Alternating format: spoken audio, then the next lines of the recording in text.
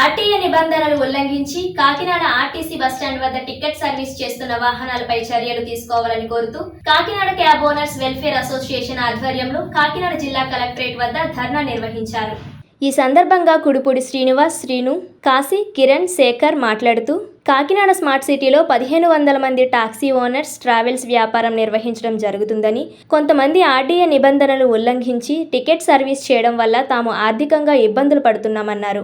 గత కొంతకాలంగా కాకినాడ జీజీహెచ్ సర్పవరం జంక్షన్లోని ఆర్టీసీ బస్టాండ్ వద్ద ప్రయాణికులు ఎక్కించుకొని టికెట్ సర్వీస్ చేస్తున్నారని, పలుమార్లు ఆర్టీఏ అధికారులకు ఫిర్యాదు చేసినప్పటికీ చర్యలు తీసుకోలేదన్నారు. తక్షణమే టికెట్ సర్వీసును నిలుపుదల చేసి తమకు న్యాయం చేయాలని కోరుతూ జిల్లా కలెక్టర్కు వినతి పత్రం అందజేశారు. ఈ కార్యక్రమంలో అసోసియేషన్ సభ్యులు సంతోషం, శివరాజు, బోనశంకర్, లోవరాజు, సాయి, నాగబాబు, దొర, supreme, Kiran AP taxi owners ఐక్యత.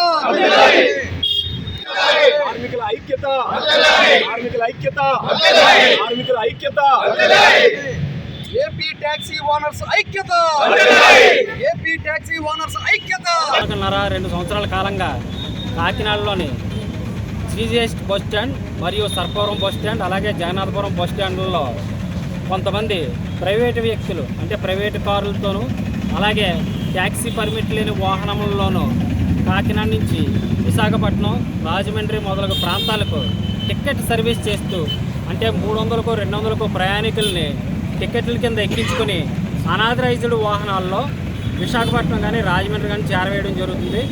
దానివలన ప్రభుత్వ రంగ సంస్థ అయిన ఆర్టీసీకి మరియు ప్రైవేటు వ్యాపారస్తులు అయిన మా ట్రావెల్స్ వ్యాపారస్తులకు చాలా తీరని నష్టం జరుగుతుంది. ముఖ్యంగా ఓన్ కారు ఉన్నా పర్వాలేదు కానీ ఎటువంటి ట్యాక్స్లో కట్టకుండా బస్ స్టాండ్ల దగ్గర టికెట్ సర్వీస్ చేసుకుంటున్నారు. ఎవరు దీంట్లో ఎంప్లాయీస్ కూడా ఉన్నారండి, చాలామంది ఉద్యోగస్తులు.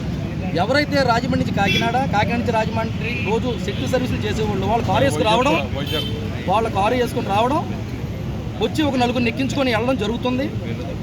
మేము కూడా వాళ్ళందరికీ విన్నవించామండి. ఏమండి ఇది ఇలా చేయడం కరెక్ట్ కాదు.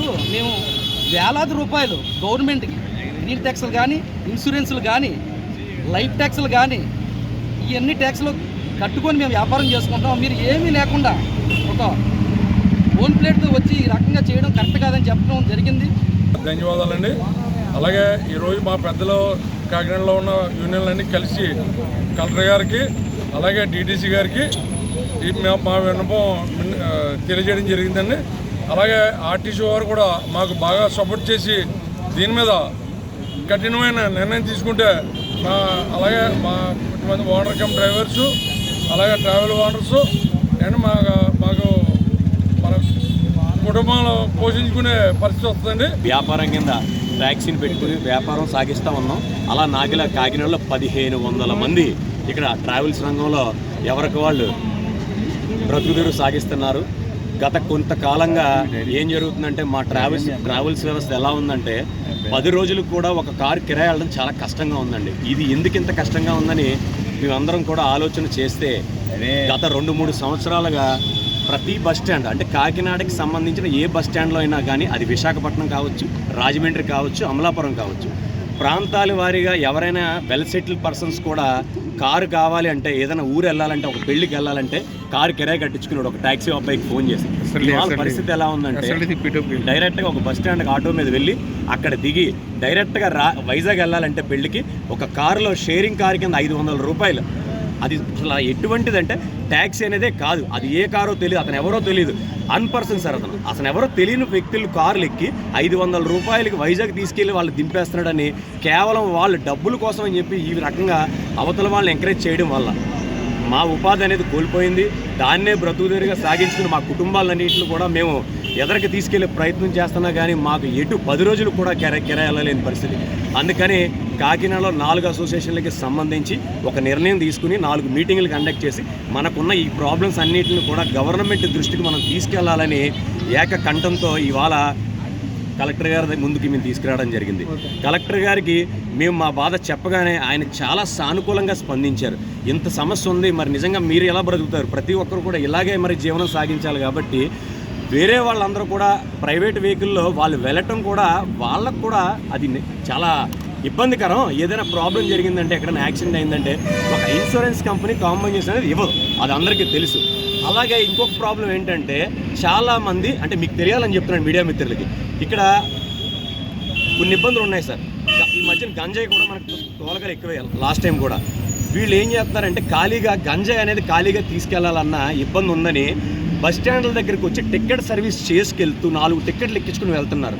అలా వెళ్ళటం వల్ల 500 రూపాయలకి వైజాగ్ చేరుతారని మీరు అనుకుంటున్నారు, కానీ డ్రగ్స్ గంజాయి విషయంలో మీరు ప్రయాణం చేస్తే మీరు కూడా ఇబ్బందులు ఎదుర్కొంటారు. ప్రజలారా, అనవసరంగా మీకు ఏమీ తెలియకుండా మీరు ఇబ్బంది పడతారు. 500కి వైజాగ్ వెళ్ళొచ్చు అని అనుకుంటున్నారు, కానీ దయచేసి ఆలోచించండి. మీరు లేని వాళ్ళు కారు పెట్టుకోలేరు, బస్సు ఎక్కే ప్రయాణిస్తారు. వెల్ సెటిల్ ఫ్యామిలీస్ చాలామంది ఉన్నారు. మీరు మా కారులు వాడడం వల్ల మా పిల్లలు కానీ మా కుటుంబ సభ్యులు కానీ మేము కడుపు నిండా ఆహారం అనేది మాకు అందుతుంది. మీరు ఎప్పుడైతే డబ్బులు ఉన్నా కూడా 500 రూపాయలు మీకు అక్కడ దొరుకుతుందని మీరు వెళ్ళటం వల్ల మేము రోడ్డు మీద పెడుతున్నాం. దయచేసి మీరు అందరూ ఆలోచించి అలాగే మాకు సపోర్ట్ చేస్తారని, మీ సేఫ్టీ అనేది మీరు చూసుకుంటారని, అలాగే కలెక్టర్ గారి ఆదేశాల మేరకు ఏ డిపార్ట్మెంట్లకు అయితే వాళ్ళు ఆదేశాలు ఇస్తారో ఆ గవర్నమెంట్ ఆ డిపార్ట్మెంట్లు కూడా మాకు సహకరించాలని, అలాగే ఈరోజు మాకున్న ఇబ్బందుల్ని మీడియా మిత్రులు కూడా మీడియాలో ప్రచారం చేసి అటు గవర్నమెంట్ని కానీ ఇటు పబ్లిక్ని కానీ ఒక అవేర్నెస్ కల్పించి మాకు అందరూ కూడా సపోర్ట్ చేసే విధంగా మాకు సహకరిస్తారని ప్రతి ఒక్కరిని కోరుకుంటూ